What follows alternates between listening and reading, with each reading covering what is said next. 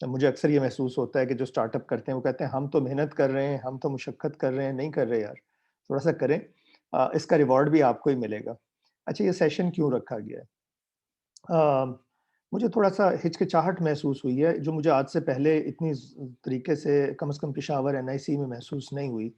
NIC Peshawar में जो एक ख़ास बात, क्योंकि मैं पहले कोहॉर्ट से इनके साथ एसोसिएटेड हूँ, एक ख़ास बात मैंने ये देखी, बड़े मेहनती लोग थे और अमूमन दे were already selling something.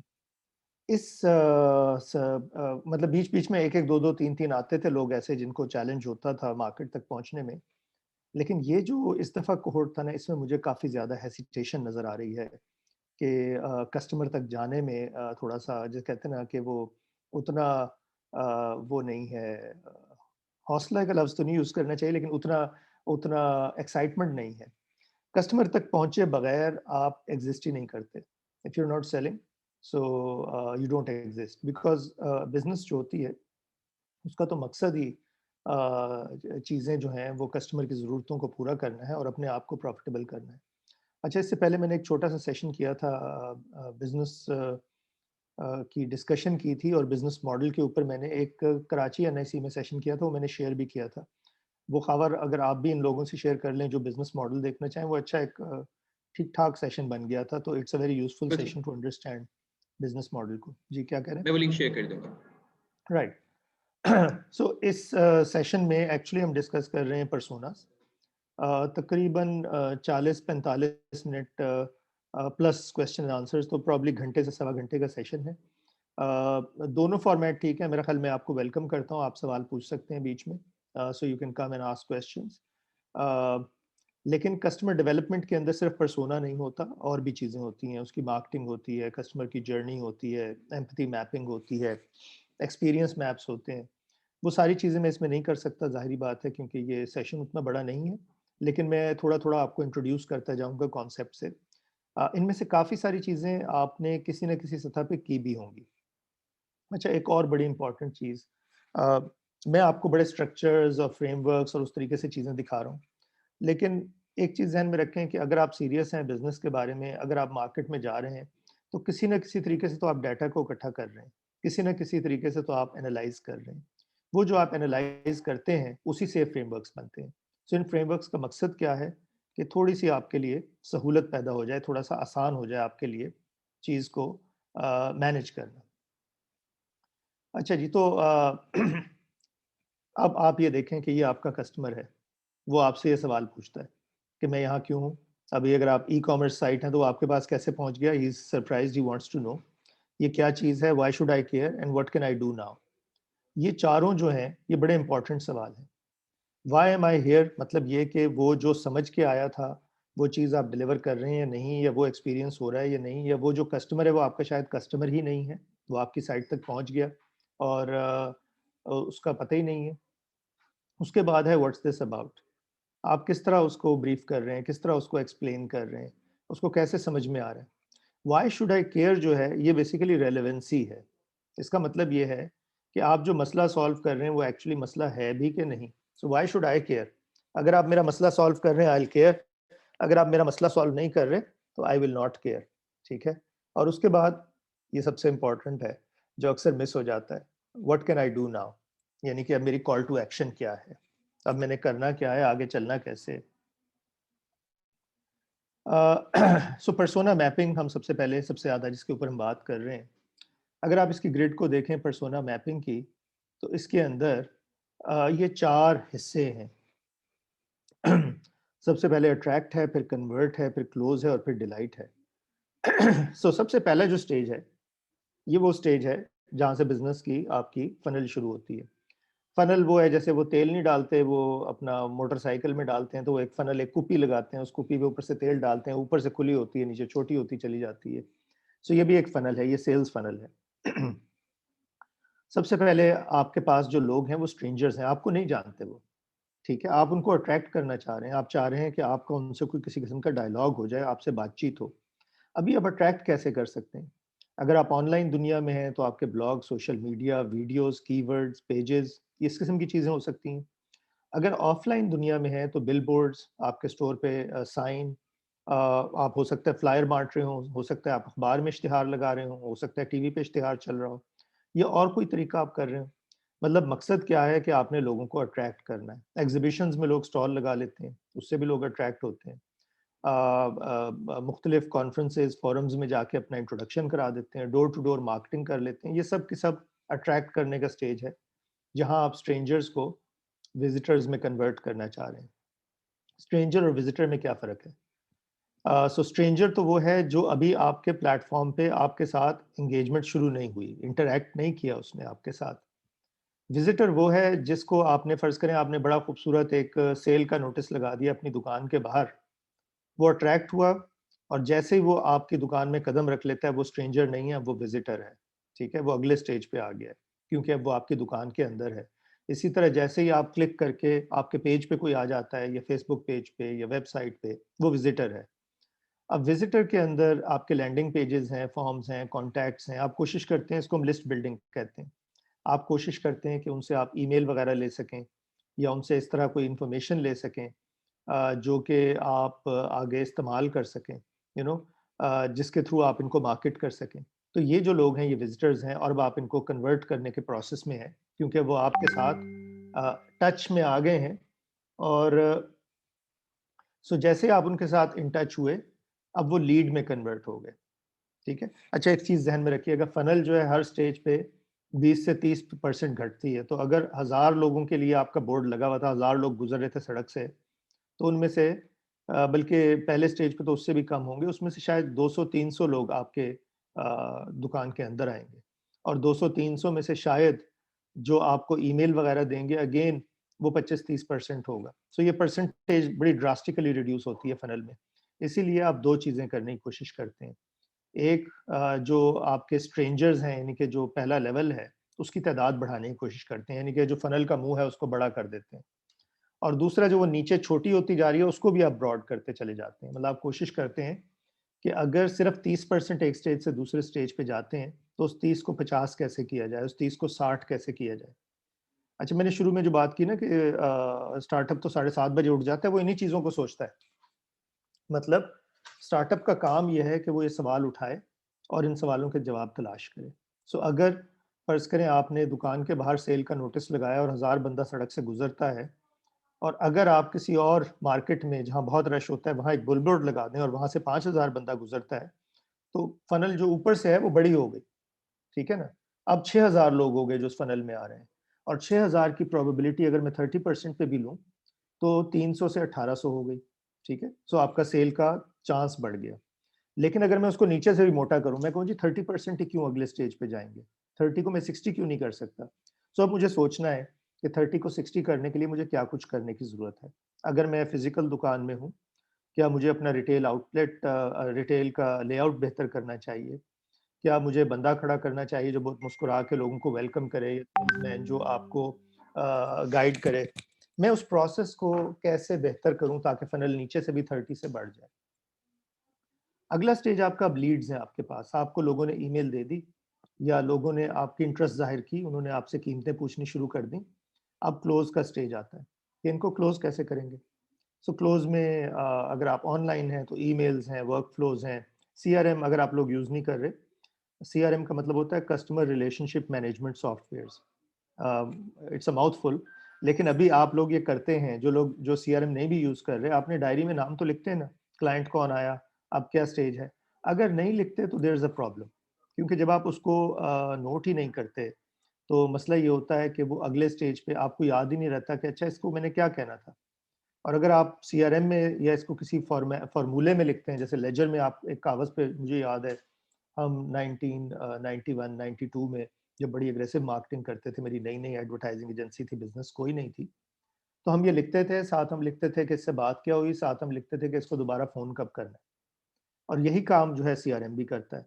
So CRM में अगर आप लोग इंटरेस्टेड हों, तो ज़ोहो, ज़ेडओएचओ इसका फ्री सीआरएम है, हबस्पॉट का फ्री सीआरएम है। ये सीआरएम देख लीजिएगा, आपकी ज़रूरत के लिए ये फ्री सीआरएम काफ़ी है। अच्छा, अब अगर आप फ़िज़िकल एनवायरनमेंट में हैं ये वो जगह है जहाँ आपका सेल्समैन बात करता है। वो भाव-ताव करता है, वो कहता है अच्छा मैं थोड़ा-सा कम कर देता हूँ, अच्छा मैं थोड़ा-सा इसको डिफरेंट कर देता हूँ। अच्छा, आपको इसमें मॉडिफिकेशन चाहिए, कस्टमाइजेशन चाहिए, मैं कस्टमाइज़ कर देता हूँ। वो क्लोज़ कर रहा है बात को। जैसे ही क्लोज़ होती है, यानी कि पैसे एक्सचेंज हो जाते हैं, ये लोग अब आपके कस्टमर हैं। अक्सर लोग ये समझते हैं कि कस्टमर बन गया, अब अगले पे चलते हैं। ये बिज़नेस खत्म हो गई, अब अगली अगली फ़नल में अगले बंदे को कन्वर्ट करते हैं, और ये बहुत बड़ी गलती है। कस्टमर के साथ रिलेशनशिप रखना उससे भी ज़्यादा ज़रूरी है, जो स्ट्रेंजर को आपने अट्रैक्ट करने पे मेहनत की। क्योंकि कस्टमर जो है, ये आपको रिपीट बिज़नेस दे सकता है, depending on whatever business you are in. मतलब इवन ऐसी बिज़नेस फ़र्ज़ करें, और मुझे लोगों ने बताया कि टेक्सटाइल इंडस्ट्री है। टेक्सटाइल इंडस्ट्री में आपने स्टिचिंग यूनिट्स लगवाए। अब स्टिचिंग यूनिट्स करोड़ों रुपए के आपने लगवाए, ठीक है? अब आपका ख़्याल है कि आप पता नहीं कितने साल बाद लगवाने, लेकिन आपको ज़रूरत पड़ती है, जो आपको अच्छी सर्विस देता है, वो दोबारा आपके पास आती है कंपनी, राइट? सो ये सिर्फ़ छोटी बिज़नेस नहीं है, बड़ी बिज़नेस पे भी अप्लाई होता है। फ़र्ज़ करें आप पेशावरी चप्पल बनाते हैं, सो कस्टमर आपको दोबारा रिपीट ऑर्डर दे सकता है। मतलब ज़रूरी नहीं कि वो अपने लिए दे, हो सकता है वो किसी और के लिए दे, अगर if he is happy with you. So customers के साथ कम्युनिकेशन रखना, उनका आपकी प्रोडक्ट और सर्विस के अंदर एतबार को कायम रखना, उनको अपनी प्रोडक्ट के सर्विस से खुश रखना, ये बड़ा इंपॉर्टेंट काम है। ये डिलाइट का स्टेज है। डिलाइट का जो स्टेज है, इसमें आपने कोशिश करनी है, जो मैं कहता हूँ कि कस्टमर टू एम्बेसडर, कि कस्टमर आपका एम्बेसडर बन जाए, जो उन्होंने लफ्ज़ लिखा है प्रोमोटर बन जाए। यानी कि आपके बिज़नेस के बारे में आपसे ज़्यादा वो लोगों से बात कर रहा हूँ। एक बात याद रखिएगा, मेरी बिज़नेस है एडवर्टाइज़िंग की, और एडवर्टाइज़िंग की जो सबसे पावरफुल किस्म है, वो अखबार या टीवी या फ़ेसबुक का इश्तिहार नहीं है, वो वर्ड ऑफ माउथ है। यानी कि आप जब किसी ऐसे आदमी से बात सुनते हैं, तारीफ़ सुनते हैं, जिस पे आपका भरोसा है, जिस पे आपका यकीन है, ठीक है? उसकी बात को आप जल्दी मानते हैं। मसलन आप अगर पूछते हैं अपना फ़ेसबुक पे कि यार शाम में किसी अच्छे रेस्टोरेंट पे जाना है, कौन-सा रेस्टोरेंट है जो रीज़नेबल भी है और जहाँ खाना भी अच्छा है, ठीक है? और फलाँ इलाके में है, और आपको 5 लोग जवाब देते हैं। अगर आपका कोई क्लोज़ दोस्त आपको जवाब देगा, आपको उसकी बात पे ज़्यादा एतबार होगा, और आप उसको पूछेंगे, यार अच्छा तुम्हारा कैसा एक्सपीरियंस था? सो ये जो वर्ड ऑफ माउथ होता है ना, ये सबसे पावरफुल कन्वर्टर होता है। इसलिए हमारी कोशिश ये होती है कि हम कस्टमर्स को, और जो लोग जिनसे हम इन टच हो रहे हैं, उन सबको हम वर्ड ऑफ माउथ के एक किस्म के ग्रोथ इंजन बना दें। सो डिलाइट के स्टेज में आपने 3-4 चीज़ें करनी होती हैं। एक, सर्विस देनी होती है। मतलब कस्टमर को किसी किस्म का कोई चैलेंज हो रहा है, कोई मुश्किल हो रही है, ये कहना काफ़ी नहीं कि मैनुअल भेजा है ना, मैनुअल देख लो। उसको साथ गाइड करें, उसको एडवाइस करें। इसके अंदर टाइम लगाना, this is like a gold mine.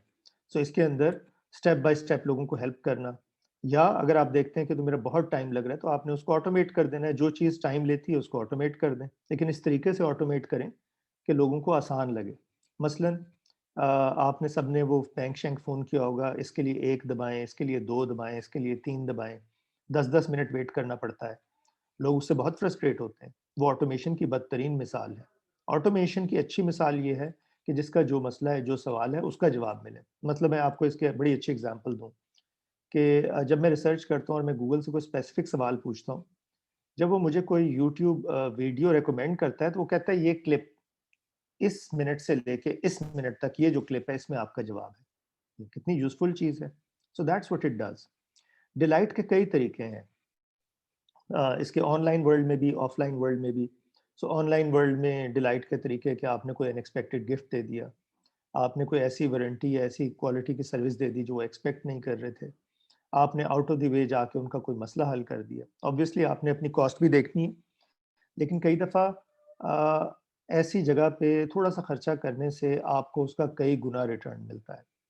अच्छा, सो कस्टमर का एक फ़ायदा तो ये हो गया कि वो आपके एम्बेसडर या प्रमोटर हो गए, लेकिन इससे दूसरा बड़ा फ़ायदा ये है कि कस्टमर रिटर्निंग कस्टमर भी बन जाते हैं, दोबारा भी आते हैं, दोबारा भी खरीदते हैं। अच्छा, जब वो दोबारा खरीदते हैं, तो मार्केटिंग का जो सारा खर्चा आपने शुरू में किया, और आप वो खर्चा देखें कि मैंने दुकान पे सेल का नोटिस लगाया, मैंने बिलबोर्ड लगाया, फिर मैंने मेहनत की उसको कन्विंस करने के लिए, फिर मेरी सेल क्लोज़ हुई। ये जो सारे स्टेजेस थे, जहाँ पे 6,000 से मैं शुरू हुआ और मैं शायद 100 सवा 100 पे वापस आ गया, तो वो जो 5,900 लोगों पे मैंने मेहनत की थी, जो मेरे कस्टमर नहीं बने, उसकी जो कॉस्ट है, वो मेरी अवॉइड हो जाती है जब मैं कस्टमर को रिटर्न कस्टमर बनाता हूँ, right? So it's very important कि जो आपके साथ इंटरैक्ट कर रहे हैं, जो आपके कस्टमर्स हैं, उनके साथ आप रिलेशनशिप बिल्ड करने में मेहनत करें। 3 लफ्ज़ जो मैंने नीचे लिखे हैं, मेरे ख़्याल में ये सेंट्रल हैं। ट्रस्ट और क्रेडिबिलिटी एक्चुअली एक ही लफ्ज़ है, लेकिन इसको मैं दो तरह से इसलिए लिखा है, मैं समझाता हूँ। तो सबसे इम्पॉर्टेंट चीज़ तो वैल्यू है। वैल्यू, मैंने लास्ट टाइम जो लेक्चर था उसमें मैंने वैल्यू बहुत बात की थी। वैल्यू ये है जो आप क्रिएट करते हैं कस्टमर के लिए और जो आप कैप्चर करते हैं अपने लिए। यानी कि कस्टमर जिस चीज़ के लिए आपको पैसे देना चाहे और पैसे देके उसको ये ना लगे कि अच्छा मुझे किसी ने फ्रॉड कर लिया मेरे साथ। उसको ये लगे कि यार ये तो इससे ज़्यादा पैसे भी मैं देता तो ये ज़बरदस्त चीज़ है, तो मेरा बड़ा मसला हल करती है। That is value, right? Trust और क्रेडिबिलिटी। ट्रस्ट से मुराद है कस्टमर आपको ट्रस्ट कैसे करेगा, ठीक है?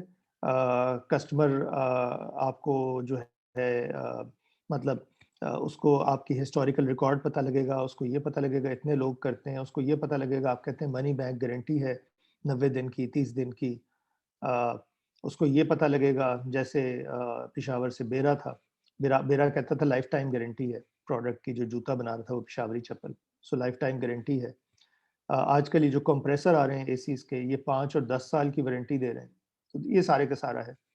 और क्रेडिबिलिटी जो है वो इसके साथ जुड़ी हुई है, लेकिन क्रेडिबिलिटी से मुराद कि मार्केट में आपके बारे में किस किस्म की आरा एस्टैब्लिश हो रही हैं और उसको आप मैनेज कैसे कर रहे हैं। तो ये हम जनरली पब्लिक रिलेशंस के थ्रू बिल्ड करते हैं, ये हम जैसे कहते हैं अपना पोजीशनिंग के थ्रू बिल्ड करते हैं, कि हम कोशिश करते हैं कि मार्केट में हमारे बारे में एक पॉजिटिव चीज़ बने। अच्छा, अब सबसे इम्पोर्टेंट बात जो है इसमें, ये बिज़नेस मॉडल है, इसमें साइड पे कस्टमर सेगमेंट्स जो हैं, उसको हाइलाइट किया हुआ है। लेकिन इसमें जो बात लिखी हुई है, उसने कहा your customers do not exist to buy, you exist for them. ये इतनी सिंपल सी बात है, ये आपने ज़हन नशीन कर लेनी है। कि कस्टमर इसलिए एग्जिस्ट नहीं करते कि उन्होंने आपसे खरीदना है, आप इसलिए एग्जिस्ट करते हैं कि आपने कस्टमर का मसला सॉल्व करना है। जब आप इस इक्वेशन को बदल लेते हैं, तो then you start thinking about your customers. Otherwise क्या है कि आपने कस्टमर के बारे में नहीं सोच रहे। आप जो हैं सिर्फ ये सोच रहे हैं कि ये प्रोडक्ट बन गई, इसको कैसे बेचा जाए। तो ये सेल्स और मार्केटिंग का फ़र्क है। सेल्स में आपने चीज़ बना ली और अब बेचने निकल पड़े, और मार्केटिंग में आप चीज़ बनाते इसलिए हैं कि आपने कस्टमर की कोई ज़रूरत पूरी करनी है, उसको समझ के आप सॉल्व करते हैं। अच्छा, एक चीज़ और है, नॉट ऑल पीपल आर बल्कि क्या not all people, 7 billion 8 billion जो लोग हैं दुनिया में, हर बंदा इंडिविजुअल है, यूनिक है, everyone is very different, right? अब चूँकि सबके सब डिफरेंट हैं,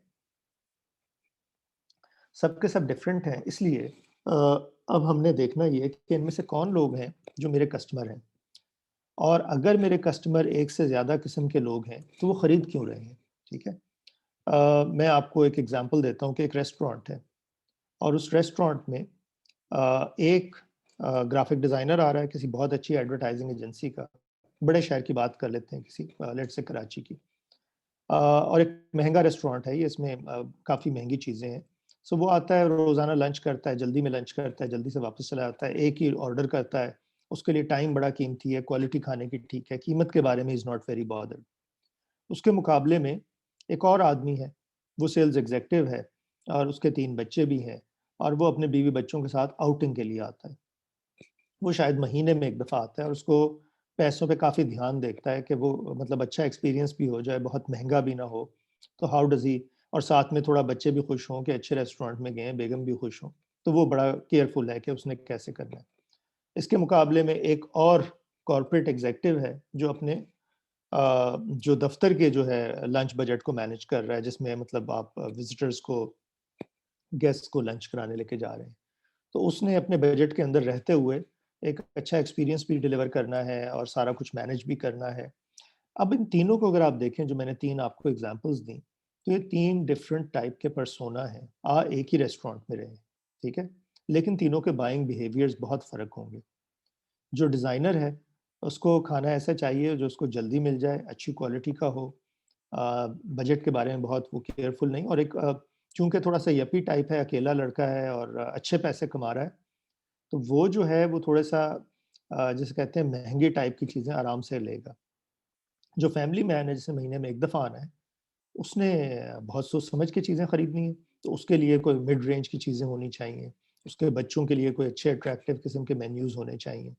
और आखिरी जो आदमी है जो कॉर्पोरेट लंचेज़ कर रहा है, वो डिपेंड करता है कि वो किस लेवल के, किस बजट के लंचेज़ कर रहा है। तो उसके लिए उसके हिसाब से स्ट्रैटेजी होनी चाहिए।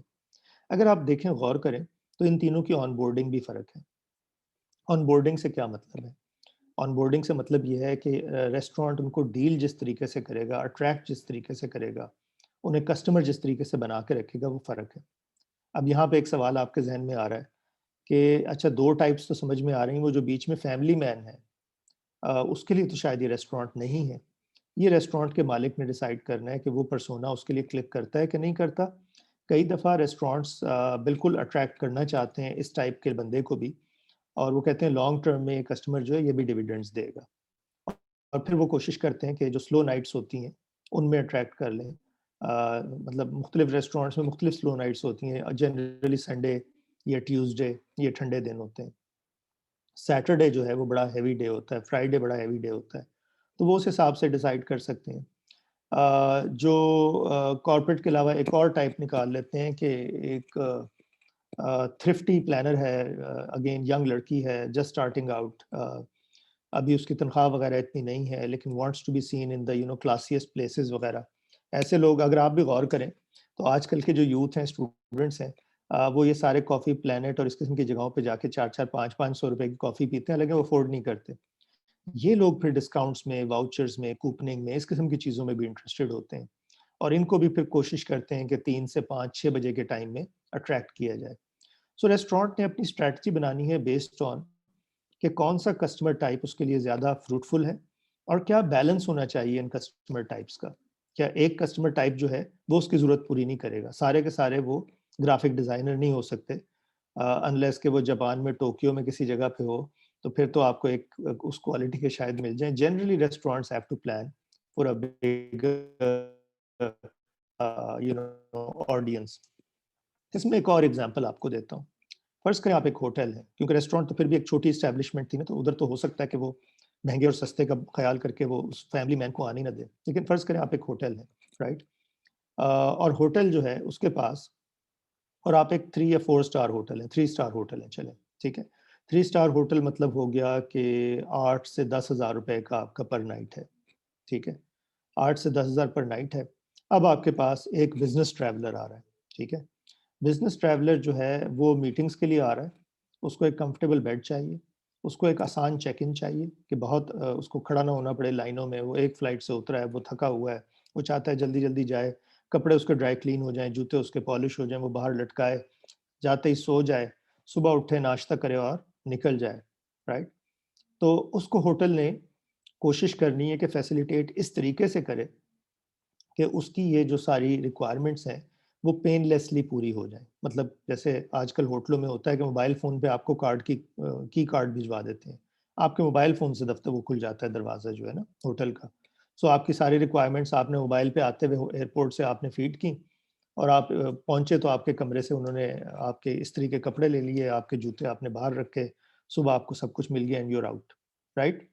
समझ में आ रहा है ना? तो ये पर्सोना है, और पर्सोना के साथ उस कस्टमर की जो एक्सपीरियंसेस और एक्सपेक्टेशंस हैं, मैं सारा जोड़ के आपको समझा रहा हूँ। अब दूसरा कस्टमर लेते हैं। तो ये जो कस्टमर है इसका नाम रख लेते हैं रहीम। रहीम जो है वो एक अच्छी कंपनी में काम करता है, लेकिन मिड लेवल मैनेजर है, और वो चाहता है साल में 1 दफ़ा 5-6 दिन के लिए बीवी-बच्चों समेत किसी अच्छे होटल में जाके ठहरे और एन्जॉय करें, ठीक है? अब वो जब अपनी फैमिली को लेके आएगा, तो नंबर 1 फ़र्ज़ करें 2 बच्चे हैं, तो 2 बच्चे और वो, तो उसको मैट्रेस इज़ाफ़ी चाहिए, ठीक है? दूसरा, उसने ज़्यादा टाइम होटल में गुज़ारना है क्योंकि वो तो होटल एन्जॉय करने आया है, तो उसको रिसीव करना है अपने रिसेप्शन पे। उसको बेहतरीन तो ये होगा कि उसको क्या फ़ैसिलिटीज़ वग़ैरह हैं, उसको कोई बंदा इंट्रोड्यूस कराए। स्विमिंग पूल किधर है, बच्चों के लिए क्या एक्टिविटीज़ हैं, वग़ैरह-वग़ैरह। वो सुबह लेट उठेगा, उसने नाश्ता करने के बाद उसने होटल के अंदर ही कोई उसको वेकेशन टाइप चीज़ करनी है, फिर वो निकलेगा अपनी फैमिली को लेके शहर देखने, वग़ैरह-वग़ैरह। उसकी एक्सपेक्टेशन बहुत फ़र्क होगी, हो सकता है वो डिनर और लंच आपके साथ ना करे, ठीक है? बिकॉज़ उसके लिए वो बहुत महँगा होगा, तो वो बाहर कर ले। और वैसे भी उसने चूँकि मिक्स करना होगा ना होटल और उसको। अब उसकी जर्नी जब आप प्लान करते हैं, that is going to be very different. So personas जो होते हैं, इनका मकसद क्या होता है? इनका मकसद ये होता है कि आपके 2 कस्टमर्स आर नॉट अलाइक। तो हम सेगमेंट्स बनाते हैं कस्टमर्स के, जो तकरीबन एक तरह से ट्रीट करने पे आप मार्केट को सेगमेंट कर सकते हैं। तो हम कस्टमर सेगमेंटेशन कर रहे हैं, हम उसके अलग-अलग हिस्से बना रहे हैं मार्केट के, और उन हिस्सों को हम फिर पर्सोनास के नाम देते हैं, ठीक है? तो मतलब आप ये ज़हन में रखें कि जैसे वो मैंने बात की जो रहीम था, वो दुनिया को एक अलग अंदाज़ में देखता है और उससे पहले लेट्स से बाबर था, जो कि बैंकर था सीनियर और जिसने ट्रैवल करना था और रात ठहरनी थी होटल में और अगले दिन निकल जाना था। सो बाबर और रहीम का दुनिया को देखने का, दुनिया की एक्सपेक्टेशंस का दोनों चीज़ों में बहुत ज़्यादा फ़र्क है।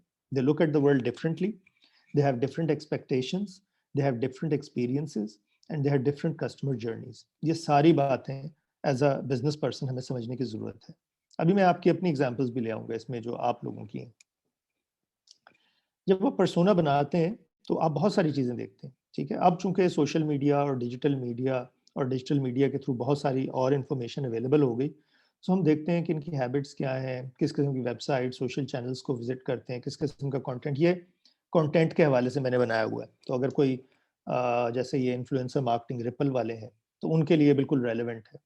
आप देखते हैं कि आपके लिए पर्सोना टाइप में सबसे इम्पोर्टेंट ट्रिगर्स क्या हैं? जो भी आपकी बिज़नेस है, ठीक है? तो उसमें क्या चीज़ें हैं जो उसके डिसीज़न पे भी इम्पैक्ट करती हैं और क्या चीज़ें हैं जो शायद उसकी डिसीज़न से हट के भी इम्पैक्ट करती हैं? सो पेन्स क्या है, रीज़न्स टू बाय क्या है, कौन से बेनिफिट्स मैटर करते हैं, कौन से फीचर्स बेनिफिट करते हैं? अब ये हॉबीज़ और इंटरेस्ट जो हैं और हैबिट्स और रूटीन्स जो हैं, आप कहेंगे कि ये तो जैसे फ़र्ज़ करें कि आप सोलर कंपनी हैं, तो ये तो हमें मैटर नहीं करती। कई दफ़ा आपको इसमें से ऐसी इनसाइट मिल जाती है, जिससे आप सेल क्लोज़ कर सकते हैं। ठीक है? सो फ़र्ज़ करें कि आप सोलर ही बेच रहे हैं, लेकिन आपकी इंटरेस्ट और हॉबीज़ और उस बंदे की जो आपसे खरीद रहा है, वो एक चीज़ आप दोनों को बहुत पसंद है, राइट? हो सकता है उसी पे डिस्कशन हो जाए और वो उसी से आपकी क्रेडिबिलिटी और ट्रस्ट बिल्ड हो जाए और वो कहे कि नहीं ये इस बंदे से लेना है, ये मुझे समझता है, right? So it does not need to be directly connected with the product or service that you're selling. The information is useful for you. आप खुद सोचो ना, जिन लोगों से आपकी ज़्यादा अच्छी गपशप हो रही है, वो बिज़नेस के अलावा भी गपशप हो रही है। किन बातों पे गपशप हो रही है? जनरली म्यूचुअल इंटरेस्ट पे हो रही है। सो जो अच्छा मार्केटिंग का बंदा होता है, वो म्यूचुअल इंटरेस्ट के अलावा भी चीज़ें ढूँढ रहा होता है। अच्छा साउंड कट रही है? ओहो! अ, इसका हम क्या हल निकालें? 1 सेकंड। मसूद मुझे सही आ रही है, हो सकता है जिन्होंने कहा है उनका इंटरनेट डाउन हो। मुझे अच्छा तो सही चलें, आ रही है। ओके। सो ये एक वीडियो है। आवाज़ आ रही? Do we really understand the groups of people we want to help? What are they जी, मुझे doing, आवाज़ आ रही है। thinking, and feeling? If our work is really going to have an impact, we need to understand what's important to our target groups and what motivates them. A good way to do this is to empathize with their point of view. This can be done by creating a typical profile of a person based on their motivations and intentions. This will help to identify new insights, new opportunities, and better ideas that will be beneficial. We call this a persona. It's a simple way to isolate common characteristics and traits to bring this character to life. Doing this right can be really useful in explaining who we're trying to reach with our work and to find and test potential ideas from the perspective of our target group.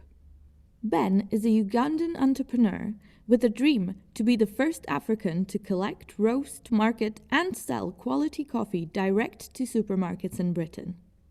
He wants to start a fair trade coffee company that would unite local farmers and empower them to transform their communities. Ben's intentions have the farmers at heart, but he's unsure how to build his business around their individual needs. He is aware of the differences in character and situation of every farmer he wants to approach, but he can't imagine a solution that would meet all their needs. Together with a group of friends, Ben decides to give the Personas tool a go. The tool prompts them to imagine themselves as a coffee farmer. Ben gives his new fictional identity a name, Charles, and specifies his job. He then imagines how Charles might look and draws a picture to bring him to life. Ben describes Charles according to what he's already learned about the farmers. He lists examples of what Charles does in his free time, what kind of person he is, what he can do, what his dreams are, and the people he engages with day to day. Finally, Ben lists 3 reasons why Charles would engage with the coffee company initiative as a farmer, and 3 reasons why he would say no to the idea. Ben then uses the persona to test and validate the assumptions he's made about his target group, and experiments with different scenarios and business structures according to how they fit in with the profile he created. He is much more confident and feels less overwhelmed by the idea of meeting people's needs. Personas are a useful tool to empathize with the people you want to help. They can guide you through the process of matching your idea to the needs of a specific group. You can even create a whole set of personas if different groups are likely to respond in different ways. For instance, Ben might also want to do a persona for the likely buyers of his coffee. So if you're feeling unsure about reaching the right people in the right way, why not have a go at creating your own personas? अच्छा, ये nesta.org जो है उसका है ये tool जो मैंने अभी आपको दिखाया, और ये टूल मैं आपसे शेयर भी कर लूँगा, ठीक है? अच्छा, इसमें अगर आप देखें, ये है कंप्लीट पर्सोना। इसमें हम क्या करते हैं कि हम पर्सोना को एक नाम देते हैं, उसको एक आर्केटाइप देते हैं। तो ये बेसिकली कस्टमर सेगमेंट इसका फार्मर था, ये कॉफ़ी कंपनी है, तो इसने उसको ना चार्ल्स का नाम दे दिया। और इसने चार्ल्स को अगर आप देखें तो इसने उसको एक बनियान सी पहना दी है, उसके मतलब अगर इसने उसको ड्रॉ किया है, लेकिन ड्रॉ करने से मुझे अंदाज़ा हो रहा है कि चार्ल्स कोई बहुत एफ्लुएंट आदमी नहीं है, ठीक है? और काफ़ी कैजुअल है, बहुत अच्छा ड्रेसर भी नहीं है। तो वो कुछ चीज़ें जो उसके ज़हन में आई, बंदे ने जिसने पर्सोना बनाया, उसने वहाँ पे उसको शेयर किया। अच्छा, इंटरेस्ट देखें, बी कीपिंग और फुटबॉल, इसका कोई ताल्लुक नहीं कॉफ़ी से एज़ सच। लेकिन अगर मुझे ये पता लग जाता है कि ये लोग ज़्यादातर किस किस्म की एक्टिविटीज़ में इन्वॉल्व होते हैं, मैं उन एक्टिविटीज़ में एंगेज होके भी इनको मार्केट कर सकता हूँ। इट्स नॉट नेसेसरी कि कॉफ़ी फार्मर्स को मैं कॉफ़ी के प्लेटफ़ॉर्म पे ही मार्केट करूँ, मैं और प्लेटफ़ॉर्म से भी कर सकता हूँ। Warm hearted, hard working, happy, ये उसकी पर्सनैलिटी है। तो हम कह रहे हैं जनरली अच्छे लोग होते हैं, जेनरस लोग होते हैं। ड्रीम उसका क्या है? अच्छी तालीम बच्चों के लिए। बी कॉलोनी और हेन हाउस, अब ये इसका again new house, hen house नहीं, न्यू हाउस।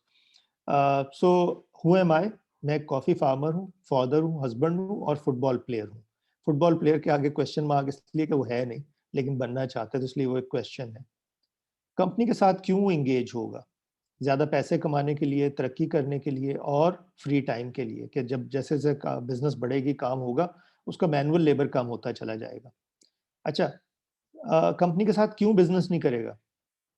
क्योंकि रिस्क है, ट्रस्ट का इश्यू है। और चूँकि एक ब्रांड कॉफ़ी, जो ये ब्रांड है, जो कॉफ़ी की कंपनी उसको खरीदना चाह रही है, तो उसको लग रहा है कि जैसे उसकी मलकियत ख़त्म हो जाएगी, उस कॉफ़ी में उसका ब्रांड नहीं रहेगा, तो वो सिर्फ़ एक फार्मर बन जाएगा, जो कि शायद अभी वो अपने ब्रांड, अपनी प्रोडक्ट के तौर पे बेचने की कोशिश कर रहा है। ब्रांडिंग के साथ तो नहीं, लेकिन मतलब ये कि उसको ये डर लग रहा है। ये ज़हन में रखें कि ये दोनों जो खाने हैं, 3 reasons to engage and 3 reasons not to engage, ये समझने बहुत ज़रूरी होते हैं। अक्सर जो आप लोग मुझसे बात करते हैं ना, आपके सवालों का जवाब इसमें होता है। जैसे वो सोलर कंपनी कहती है कि सर्दियों में तो लोग सोलर नहीं लगाते, ठीक है? सो सर्दियों में अगर सोलर नहीं लगाते, सर्दियों में सोलर क्यों नहीं लगाते? क्योंकि उनको उस वक़्त वो इमीडिएसी नहीं होती, इतना फ़ील नहीं होता, उनको ख़्याल होता है कि सर्दियों में सोलर लगाने से तो इतनी प्रोडक्शन नहीं होगी। So what's the solution, right? How can you make it comfortable for them to get the solar up and running in the winter season? ठीक है, तो ये सोचने की बात है। विंटर में डेफिनेटली, क्योंकि उसकी बहुत कम हो जाती है। सो ये जो है, ये एक पर्सोना है, और आगे हम और पर्सोना की Ben then तरीका देखेंगे। ये एक सैंपल आया, इसका नाम है सैंपल सैली। अब आप असल में कोशिश ये करते हैं कि पर्सोना थोड़ा-सा डिस्क्रिप्टिव हो, थोड़ा-सा रिलेट कर सके जिस किस्म का है। मतलब ये सैंपल सैली की जगह अगर मैं Sally the HR, Sally in HR कर दूँ, तो ज़्यादा आराम से समझ में आएगा। अब सैली जो है, ये मैंने पर्सोना बनाया। मतलब ये ज़हन में रखो कि ये जो हम तस्वीर और ये जो नाम लिखते हैं, ये उस सेगमेंट को रिप्रेज़ेंट करता है, ठीक है? सो फ़र्ज़ करो मैं एग्ज़ाम्पल लेता हूँ सेकंड कप की, कि सेकंड कप में कौन लोग आते हैं, ठीक है? सो एक सेकंड, किधर गया ये? गायब हो गया, आ गया। अच्छा, सेकंड कप में कौन लोग आते हैं? सेकंड कप में स्टूडेंट्स आते हैं, जिनको हम यपीज़ कहते हैं, यंग अपवर्डली मोबाइल। बिज़नेस के लोग आते हैं, फैमिलीज़ कम आती हैं, ठीक है? मतलब मरी वाले में शायद आती हैं, लेकिन फैमिलीज़ कम आती हैं।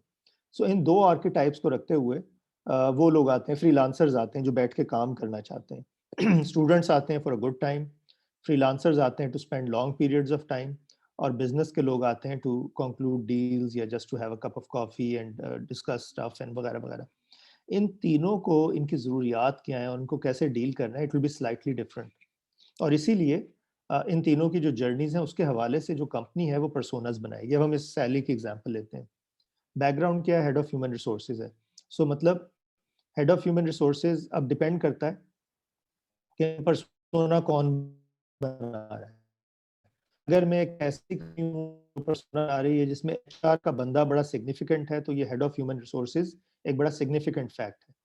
अच्छा, और अगर मैं एक ऐसी कंपनी हूँ जैसे रेस्टोरेंट है, तो मेरे लिए ये head of human resources basically means के सीनियर लेवल एग्जीक्यूटिव। समझ लो डिफरेंस को? तो एक में सीनियर लेवल एग्जीक्यूटिव है और एक में ह्यूमन रिसोर्स का बंदा होना अहम है। तो मेरे लिए क्या अहम हिसाब से persona होगा।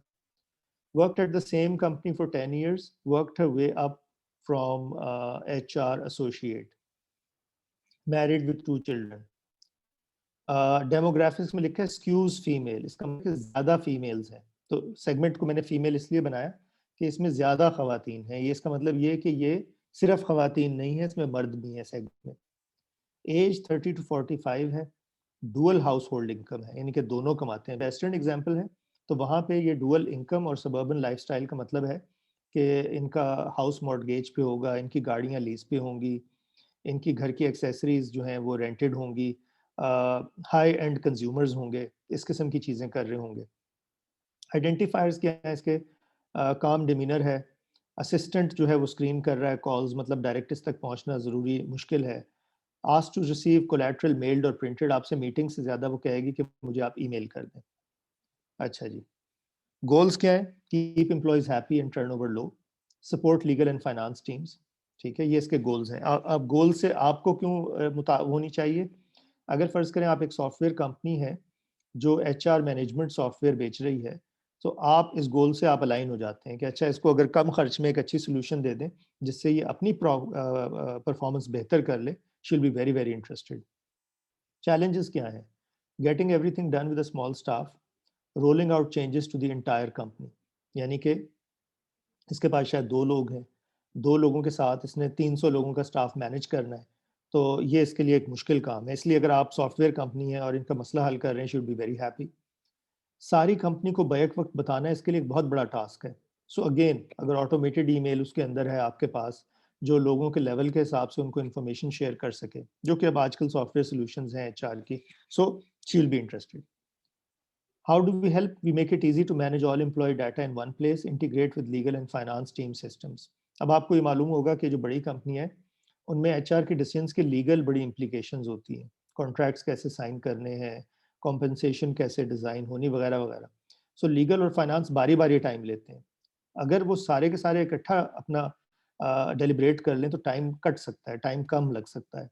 तो ये इस सॉफ्टवेयर का फ़ायदा होगा, क्योंकि मुझे लग रहा है सॉफ्टवेयर का ही पर्सोना है कि लीगल और फाइनेंशियल सिस्टम्स जो हैं वो भी आपके साथ बैक वक्त काम कर सकेंगे। रियल कोटेशंस, आपके जो कस्टमर्स आपको ऐसी बातें कहते हैं जो कि आप समझते हैं कि अहम है, वो ज़रूर नोट किया करें। It's been difficult getting company wide adoption of new technology in the past. अब ये जो स्टेटमेंट है गौर करें तो इसमें अपॉर्चुनिटी नज़र आ रही है। I don't have time to train new employees on a million different databases and platforms. ठीक है, इसमें 2 बातें समझ में आ रही हैं। एक, टाइम कम है, और मिलियन डिफरेंट डेटाबेसेस से मुराद है कि अगर एक हो जाए तो बड़ी सहूलत हो जाए। और मैं इसमें अगर एक स्टेप और आगे चला जाऊं और मैं कहूं कि जो ट्रेनिंग का अमल है वो भी इससे हम ले लेते हैं और कहते हैं कि I don't have time to train, और मेरा सॉफ्टवेयर ट्रेन भी कर देने एम्प्लॉयज़ को, that will make her life so much more easier. I've had to deal with so many painful integrations with other department databases and software. तो जैसे जैसे technology evolve करती है तो वो ऑब्सलीट होते जाते हैं डेटाबेसेस, प्लेटफॉर्म्स, और फिर वो आपको अगले डेटाबेसेस और प्लेटफॉर्म्स चाहिए होते हैं। और ये सारी इंटीग्रेशन जो है ये जुड़ता चला जाता है सिलसिला।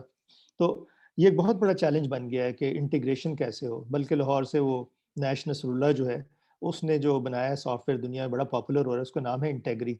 तो वो भी जिस तरह ज़ैपियर का आपने नाम सुना होगा, इंटेग्री भी इंटीग्रेशंस करता है। और ये इतना बड़ा मसला है कि अमेरिकन गवर्नमेंट जो है वो माइक्रोसॉफ्ट के उन चंद कस्टमर्स में, माइक्रोसॉफ्ट ने अपना जो माइक्रोसॉफ्ट ऑफिस जो 93 था, विंडोज़ 93 जो ऑपरेटिंग सिस्टम था, वो उसको फेज आउट किया, अरसा हो गया। लेकिन अमेरिकन जो गवर्नमेंट है उसको हर साल मिलियंस ऑफ डॉलर्स पे करती है माइक्रोसॉफ्ट को, ताकि जो उनके डिपार्टमेंट्स में विंडोज़ 93 चल रहा है वो उसको फंक्शनल रख सकें।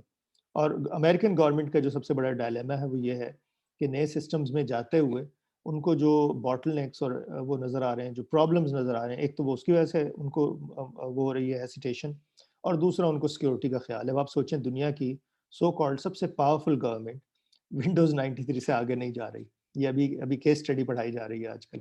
सो उनका मसला कौन हल करेगा, कैसे करेगा? माइक्रोसॉफ्ट तो पैसे कमा रहा है, वो कह रहे ठीक है चलने दें। कॉमन ऑब्जेक्शंस क्या है? I am worried I lose data transitioning to a new system. तो ये एक बहुत बड़ी परेशानी होती है कि जी अगले सिस्टम में जाएंगे तो पुराने डाटा का क्या करेंगे? I don't want to have to train the entire company on how to use a new system. और जितना मर्जी इजी हो कोई सॉफ्टवेयर, ये एक बहुत बड़ा प्रॉब्लम है। सो मार्केटिंग मैसेजिंग क्या है? इंटीग्रेटेड एचआर डेटाबेस मैनेजमेंट, ये मैसेज सैली को चलेगा। एलिवेटर पिच क्या है? We give you an intuitive database that integrates with your existing software and platforms, and lifetime training to help new employees get up to speed quickly. हमने देखा उसकी concerns क्या थी। तो उसकी कंसर्न थी कि डेटाबेस को सीखना मुश्किल है, डेटाबेस को इंटीग्रेट करना मुश्किल है, और डेटाबेस को करने से डाटा लूज होने का खतरा। ये तीन उसने अभी बातें की। हमने एलिवेटर पिच में तीनों हमने कवर कर दी। इंट्यूटिव डेटाबेस है, एग्जिस्टिंग सॉफ्टवेयर के साथ इंटीग्रेट हो जाता है, लाइफ टाइम ट्रेनिंग है ताकि सब लोग तेजी के साथ इसको सीख के आगे बढ़ सकें। Now this was a persona जिसमें आपने पूरा उसके मसले को समझा, उसकी हॉबीज, इंटरेस्ट, उसका लाइफस्टाइल, किस चीज़ों पे सोचती है, कैसे सोचती है। और ये जो पर्सोना है, आपने देखा कि इस पर्सोना को डेवलप करते करते आपकी मार्केटिंग आपके सामने खड़ी हो गई कि अच्छा ये मार्केटिंग मैसेज है जो चलेगा इस कस्टमर के साथ। पर्सोना मैपिंग की एक और एग्जांपल मैं आपको दे रहा हूँ, ये आखिरी एग्जांपल है, उसके बाद मैं थोड़ा सा जर्नी मैपिंग पे बात करूंगा।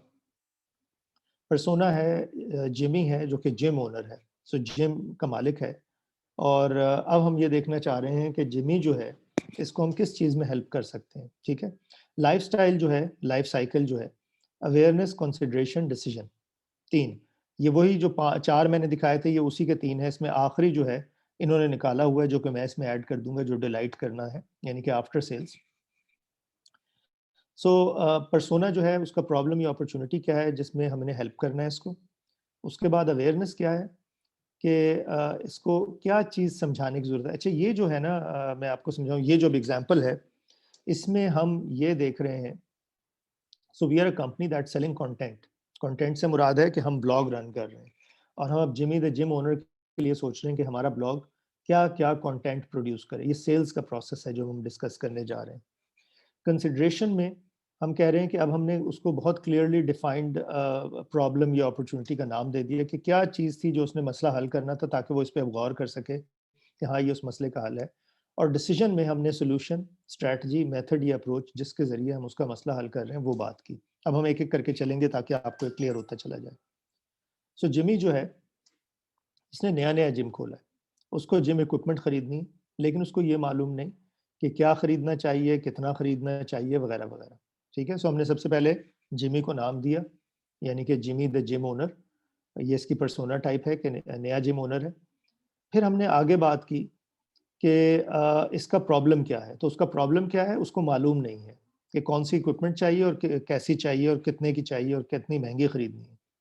सो अब अवेयरनेस के लिए अगर मैं कंटेंट लिख रहा हूँ तो पहली चीज़ मैंने लिखनी है beginners guide to buying gym equipment. मैंने एक ई बुक बना दी और मैं उसमें उसको समझा रहा हूँ कि जिम इक्विपमेंट कैसे ख़रीदी जाती है, क्या चीज़ें इंपॉर्टेंट होती हैं। मसलन उसके अंदर इंफोग्राफिक मैंने लगाया है कि नई होनी चाहिए या यूज्ड होनी चाहिए। तो कौन सी चीज़ें नई खरीदनी चाहिए, कौन सी चीज़ें यूज्ड भी चल जाएंगी, ये हम उसको एक कंपैरेटिव एनालिसिस के साथ समझा रहे हैं। ये अब उसको अवेयरनेस मिली। तो ये किताब उसके लिए वैसे भी यूज़फुल है, यानी कि अगर वो आपका जो कंटेंट है उससे इतना ही लेता है, यूज़फुल है, एंड दैट इज़ इट, मतलब वो इससे आगे आपके साथ नहीं इंगेज करता, तो भी उसके लिए ये बात यूज़फुल है, ये ई बुक यूज़फुल है। ठीक है, अच्छा ये जहन में रखिएगा, इसको एंटरप्रेन्योरशिप में हम गिविंग कहते हैं। गिविंग बड़ी इंपॉर्टेंट है हर बिजनेस में। वो पुराना जो उस्ताद शागिर्द होता था ना, कि उस्ताद कुट के रखता था, बताता ही नहीं था कि क्या राज है, क्या चीज़ है, और वो छोटा आहिस्ता आहिस्ता सीखता था, और 10-12 साल 14 साल बाद वो उस्ताद बन जाता था, और फिर ये रिपीट होती थी साइकिल। अब ये वो दौर नहीं है। अब you educate, inform, tell your customers कि कैसे बेस्ट उनके लिए क्या होगा, और जो चीज़ वो सीखना चाहते हैं, जो चीज़ वो जानना चाहते हैं, उन्हें आप सिखाते जाते हैं। और ये जो गिविंग है इसके नतीजे में उनका आप पे ट्रस्ट बिल्ड होता है। अच्छा, अगला स्टेज है कंसिडरेशन। अब आपने साथ में उसको जिम इक्विपमेंट की बजट टेम्पलेट भी बना दी है, एक एक्सेल स्प्रेडशीट जिसमें अब वो डालेगा अपने बजट के साथ, तो उसके लिए प्लान करना आसान हो जाएगा। परचेजिंग टाइमलाइन, पहले क्या खरीदे बाद में क्या खरीदे, एक पावर पॉइंट पे आपने वर्कशीट बना दी उसको। यानी कि कंसिडरेशन में पहले तो था कि किस किस्म की चीज़ें क्या करना चाहिए, कंसिडरेशन में आप उसके साथ स्पेसिफिक हो गए, कब खरीदना चाहिए, क्या खरीदना चाहिए, और उसका बजट और फिगर्स और सारा आप उसको दे रहे हैं। और डिसीजन में अब वो आपसे कोट मांगेगा तो उसको आप फ़ोन पे उसके साथ असेसमेंट्स करेंगे, उसकी स्पेसिफिक असेसमेंट्स क्या हैं। तो इससे पहले तो वो खुद से कर रहा था सारी एक्सरसाइज, क्योंकि आप उसको हेल्प कर रहे थे इनडायरेक्टली। अब आप डायरेक्टली उसके साथ एंगेज हो गए, और फिर अगर आपने उसको बेच दिया तो आप उसको आफ्टर सेल सर्विस कैसे देते हैं। ये पर्सोना मैपिंग का सेल्स प्रोसेस है। ये 2 चीज़ें बस हल्की सी ज़िक्र करूँगा। सो एम्पैथी मैप्स जो होते हैं, हम कहते हैं कि कस्टमर जो है is at the centre of any business, right? Customer ही है जिसकी वजह से आपका बिज़नेस चलता है। सो कस्टमर को जो हम समझ रहे होते हैं, तो कस्टमर की हम फीलिंग्स को, एम्पैथी का मतलब होता है एम्पैथाइज़ करना, दूसरे की जगह खड़ा होना। ये अंग्रेज़ी में हम कहते हैं putting yourself in the other person's shoes, that's what empathising means. So वो अक्सर कहते नहीं कि हम सियासतदान जो है ड्राइंग रूम के अंदर बैठ के एक गरीब जिसको पानी पीने का नहीं मिल रहा उसके बारे में सोच नहीं सकते। That is absolutely true. So जब आप अपने कस्टमर के लिए डिज़ाइन कर रहे हैं कुछ भी, आपको अपने कस्टमर का पता कितना है, आप अपने कस्टमर से इंटरैक्ट कितना कर रहे हैं, आप अपने कस्टमर की एक्चुअल एनवायरनमेंट में जाके क्या देख रहे हैं, आप ऑब्जर्व क्या कर रहे हैं। ये एम्पैथी मैप जो है ना, ये हमें हेल्प करता है कि हम उस सारे प्रोसेस को एक किस्म का वो कर सकें, जॉट डाउन कर सकें। सो हम देखना चाह रहे हैं, सबसे पहले तो हमने पर्सोना को नाम दिया, शक्ल दी, उसके बाद हमने देखा कि क्या टास्क कंप्लीट करना चाह रहा है, क्या सवाल है, क्या मसला है, ये वही प्रॉब्लम वाली बात हो रही है, कौन-सी चीज़ें जो वो करना चाहता है। इन्फ्लुएंसेस, व्हाट पीपल थिंक और प्लेसेस में influence how the user acts. So फ़र्ज़ करें अ, अगर आप एक बड़ा इंटरेस्टिंग, मैं आपको एडवर्टाइजिंग की एग्जांपल देता हूँ। सो मिनिस्ट्री ऑफ पॉपुलेशन वेलफेयर बड़े अरसे पाकिस्तान में काम करती रही है, लेकिन हमारी पॉपुलेशन अभी भी जो ग्रोथ रेट है वो 1.9 है। I think we are still one of the largest highest growing populations in the world, और अब माशाल्लाह हम 5वें नंबर पे आ गए हैं, क्योंकि हम पॉपुलेशन ग्रोथ को एक कंट्रोल नहीं कर पा रहे, विच मे और may not be a good और बैड थिंग, कोई बात नहीं। लेकिन जो बच्चे हमारे आ रहे हैं, नौजवान जो आ रहे हैं, उनको हम फैसिलिटीज़ नहीं दे रहे, उनको हम आगे ग्रोथ के मौके नहीं दे रहे, and that is a bad thing, क्योंकि फिर वो बर्डन बन जाते हैं, वो आपके लिए इनेबलर्स नहीं बनते। ये आपको पॉइंट समझ में आ रहा है? सो मिनिस्ट्री ऑफ पॉपुलेशन जो है बांग्लादेश में, उसने जो जिस कहते हैं अपने इन्फ्लुएंसर जो थे, उन्होंने मौलाना को इन्फ्लुएंसर बना लिया। हमारे यहाँ तो मौलाना ने कहा नहीं गैर इस्लामी है, वहाँ मौलाना ने कहा कि ये बिल्कुल हमें करना चाहिए, और उसको कौमी और इस्लामी और नज़रियाती सारे पॉइंट ऑफ व्यू से, तो वहाँ पे पॉपुलेशन कंट्रोल हुई, राइट? सो इन्फ्लुएंस, इन्फ्लुएंस किसकी है, इन्फ्लुएंसर्स कौन है, किसकी बात सुनता है आपका बंदा, कौन से लोग, कौन सी जगहें, कौन सी सोसाइटी, कौन से इंटरेक्शंस हैं। तो इसमें आपने देखना है कि आपका जो कस्टमर पर्सोना है, और ये पर्सोना हर पर्सोना सेगमेंट के लिए अलग बनेगा, ये empathy map. What is the users ultimate goal, what are they trying to achieve. तो अल्टीमेटली क्या करना है उसने, उस मसले को हल करके उसके अपने प्रोफेशनल या पर्सनल लाइफ पे क्या इम्पैक्ट आएगा, what is the goal, pen points क्या हैं, तो क्या पेन है जिसको रिमूव करना है, ठीक है। मतलब पेन हर दफ़ा पेन नहीं होता, कई दफ़ा होप भी होती है, ठीक है। सो पेन से मुराद है, जैसे फ़र्ज़ करें एक लड़की है, उसकी जो नौकरी लग जाती है नई-नई, छोटे शहर में है, तो उसको अपने दफ़्तर तक रोज़ाना जाना एक बहुत बड़ा मसला है, that's a pain point, right? अच्छा, और पेन पॉइंट के अगर मैं आगे बात करूँ, अपॉर्च्युनिटी की बात करूँ, सो वो जिस गाड़ी में या जिस वैगन में जाती है, it's very crowded, very sweaty, very बदबूदार टाइप, मुश्किल एक्सपीरियंस, उसकी जगह आपकी बीआरटी आ जाती है, ठीक है? छोटे कस्बे में तो नहीं, बड़े शहर में आ जाती है। सो बीआरटी एयर कंडीशन्ड है, कंफर्टेबल है, रिस्पेक्टेबल है, तो वो अगला लेवल है। ये ज़हन में रखें, कस्टमर की एक्सपेक्टेशन जब आप एक लेवल कंप्लीट करते हैं, तो उसका पेन अगले लेवल पे चला जाता है। सो आपने हर लेवल पे एक्सपीरियंस को एनहांस करना है। सोलर की मैंने पहले एग्जांपल दी थी, सोलर की फिर देता हूँ।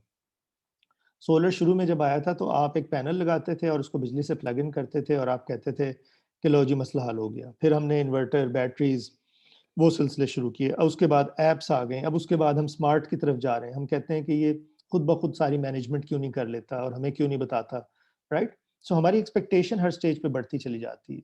तो वो हमने देखना है कि पेन पॉइंट क्या है और फिर फीलिंग्स क्या है। जो एक्सपीरियंस हम क्रिएट कर रहे हैं, क्या वो आपके बारे में फियरफुल है? मसलन मुझे याद है बचपन में हम जब डेंटिस्ट पे जाया करते थे, सो डेंटिस्ट पे जाना एक फियरफुल एक्सपीरियंस होता था, लेकिन मैं उस वक्त कनाडा में था, मेरी प्राइमरी वहीं पे हुई। सो वहाँ पे क्या था कि डेंटिस्ट पे जाना एक फियरफुल एक्सपीरियंस नहीं था, क्योंकि डेंटिस्ट आपको कैंडी भी देता था, डेंटिस्ट आपको छोटा सा एक टूथब्रश का सेट भी देता था, बड़ा मज़े का माहौल था, कार्टून ये वो वगैरह वगैरह, and you looked forward to the experience. So how do you convert something that is not a very positive expectation into a great experience, ताकि कस्टमर की फीलिंग आपके प्रोडक्ट के और सर्विस के बारे में पॉजिटिव हो जाए। ये आइकिया जो है, आइकिया स्टोर का लोकेटिंग, एक्सप्लोरिंग और ड्रीमिंग, ये जर्नी दिखाई है। ये बड़ा इंटरेस्टिंग एक इन्फोग्राफिक है। ये मैं आपके साथ प्रेजेंटेशन भी वैसे शेयर कर लूँगा। इसमें सबसे पहले नीला जो है वो ड्रीमिंग है। तो अगर आप देखें तो इसमें उसने चीज़ें क्या दिखाई हैं, उसने फेसबुक कैंपेन है, वेबसाइट है, किचन प्लानर है, मार्केट प्लेस है, वेयर हाउस है, शोरूम है, रूम सेट्स हैं, किड्स प्ले एरिया है। तो शोरूम जो है यानी कि इन स्टोर शोरूम है, आउट ऑफ स्टोर कैटलॉग है और ऑनलाइन वेबसाइट है। 3 हिस्से हैं अगर मैं इसको आसान कर दूं, ठीक है। अब आप सबसे पहले देखें ड्रीमिंग। सो ड्रीमिंग जो है, ड्रीमिंग कहाँ हो रही है? जब लोग कैटलॉग हाथ में लेते हैं, ये वेबसाइट पे जाके ब्राउज करते हैं, शोरूम में टहलने चले आते हैं, तो पीपल आर ड्रीमिंग, ये कैसा लगेगा मेरे घर में, ये कैसा लगेगा। ड्रीमिंग से अगला है एक्सप्लोरिंग। एक्सप्लोरिंग में अब वो कैटलॉग को इस नज़रिए से देख रहा है कि शायद मैं इसको खरीदूं, ठीक है। शोरूम में वो स्पेसिफिक चीज़ें देख रहा है, किड्स प्ले एरिया में बच्चे उसके खेल रहे हैं, मार्केट प्लेस में वो चीज़ें देख रहा है, राइट। और आखिरी जो है वो है लोकेटिंग। अब ये खरीदना चाहता है, बहुत सीरियस है कस्टमर, ठीक है।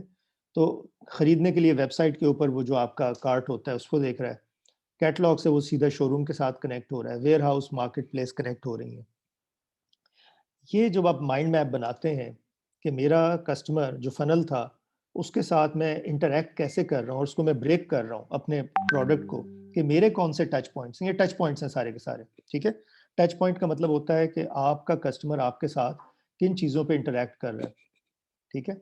सो ये जो सारे टच पॉइंट्स हैं, इन टच पॉइंट्स को आपने मैनेज करना है। इसको आपने इस तरीके से मैनेज करना है कि आपके लिए आसान हो जाए समझना हर एक की अहमियत को, और आपकी कस्टमर जर्नी आप उसी हिसाब से उसको एग्जीक्यूट कर सकें। जब आपने टच पॉइंट्स बना लिए, आपको फिर ये जहन में रखना है कि पर्सोना टाइप्स के साथ साथ इन टच पॉइंट्स के जो इंगेजमेंट है, जिस तरीके से लोग बिहेव करेंगे, वो फ़र्क होगी, ठीक है।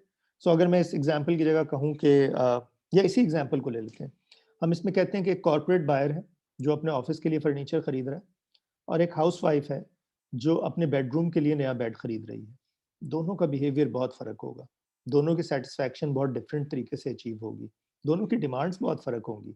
तो उसके हिसाब से आपने ये एक्सपीरियंस डिज़ाइन करना है। ये ट्रैवल की कस्टमर जर्नी है। आपने वेबसाइट देखी, आपने वेबसाइट से टिकट लिए, आपने फ्लाई किया, आप होटल में गए, क्या चीज़ें आपको चाहिए, तो बस ये तो उसकी विजुअल डिपिक्शन है ना। सो कस्टमर जर्नी का मतलब क्या होता है कि कस्टमर जब जो उसका सफ़र है, जो हमने बिल्कुल पहली स्लाइड देखी थी, अट्रैक्ट से लेके डिलाइट तक, उसमें जो भी आपके टच पॉइंट्स हैं, वो कौन से हैं, उनको आपको आइडेंटिफाई करना है। उसमें कस्टमर एक्सपीरियंस को आपने मैक्सिमाइज़ करना है कि कस्टमर इसके अंदर एक अच्छा एक्सपीरियंस मिल सके उसको, और उसको मैक्सिमाइज़ करने के बाद उसमें जो पेन पॉइंट्स हैं वो आपने रिमूव करने हैं कि इसमें कस्टमर को तकलीफ़ कहाँ होती है। सो मसलन मैं अभी कुछ दिन पहले बता रहा था कि ट्रैवल एजेंट्स जो हैं जनरली आहिस्ता-आहिस्ता फ़ेज़ आउट हो रहे हैं, काम ख़त्म हो रहा है क्योंकि हम सब वेब पे ख़रीद रहे हैं। लेकिन कॉर्पोरेट ट्रैवल के लिए मैं पिछले साल तक, अब तो हम इस साल ट्रैवल ही नहीं कर रहे कोविड की वजह से, लेकिन इस साल भी मैंने जो ट्रैवल थोड़ा बहुत किया, तो ट्रैवल एजेंट से ही टिकट लिए। सो हम ट्रैवल एजेंट से टिकट क्यों लेते हैं कॉर्पोरेट ट्रैवल के लिए? इसलिए कि अगर कोई चेंजेज़ हो जाएँ, कुछ और हो जाए, वो मेरे लिए ज़्यादा आसान है कि मैंने उसको फ़ोन किया कि यार ये टिकट बदल के भेज दो, और वो खुद ही बैक एंड पे सारी चेंजेज़ वगैरह करता रहेगा, मेरा टाइम बच जाता है। वेबसाइट पे रिफंड का प्रोसेस इनिशिएट करना, अगले टिकट की पेमेंट करना, वो they are more painful things, right? तो कोविड में खैर ये ख़त्म हो गई बात। कोविड में तो वैसे ही वो हर चीज़ अब आपको चेंज करके दे रहे हैं। ये एक और वीडियो है। Hi, I'm Megan Grocki from MadPow, and today हम I'll be customer showing you how journey के to ऊपर ये create वीडियो customer देखें। journey maps.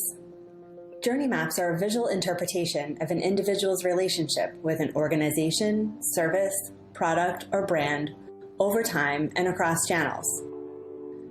A journey map helps us explore answers to the what-ifs that arise during research and conceptual design.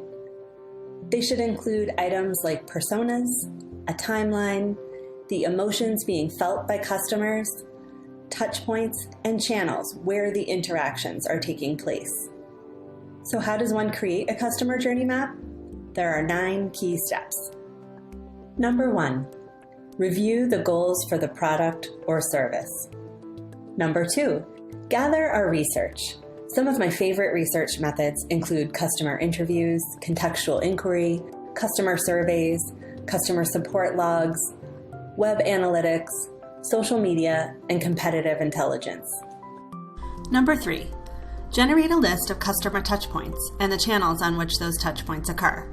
For example, the touchpoint could be pay a bill, and the channels associated with that touchpoint could be pay online, pay in person, or pay via mail. Number 4, conduct an exercise called an empathy map.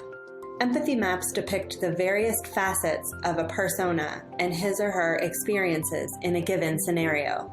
The goal of the empathy map is to get a sense of how it feels to be that customer in this experience. Number 5, brainstorm with what we call lenses. This means we generate ideas in a short period of time with words representing key concepts, brand attributes, or mindsets that help us look at a problem in a different way.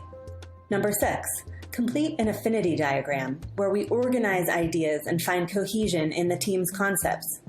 It helps us focus on the right solutions for this audience. Number 7, this is the part you've been waiting for, sketching the journey. This is where we put together all the ideas the team generated for how to improve the future customer journey. Get creative on how you lay it out. There's no one way of sketching a customer journey.